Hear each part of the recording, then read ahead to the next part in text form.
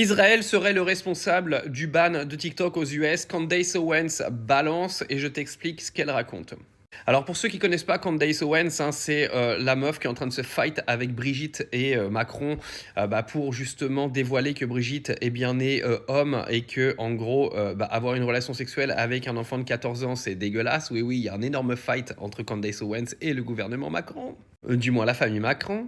Mais Candace Owens ne s'est pas arrêtée là et est venue expliquer que le ban de TikTok aux États-Unis est donc lié à Israël et la responsabilité d'Israël qui est très présent donc au niveau du gouvernement américain et qui est très concerné par le sens du vent dans la communication aux États-Unis.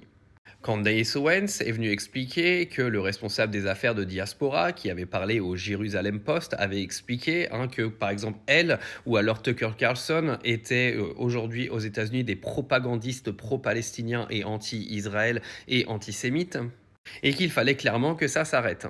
Il faut savoir que dans des campus universitaires aux États-Unis, ils ont fait fermer des groupes pro-palestiniens.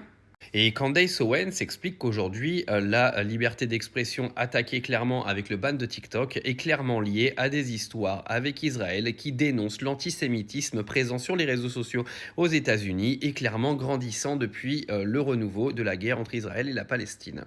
Candace Owens explique qu'Israël contrôle le gouvernement américain et que c'est bien eux qui sont responsables aujourd'hui du ban de TikTok aux États-Unis. Qu'en penses-tu ?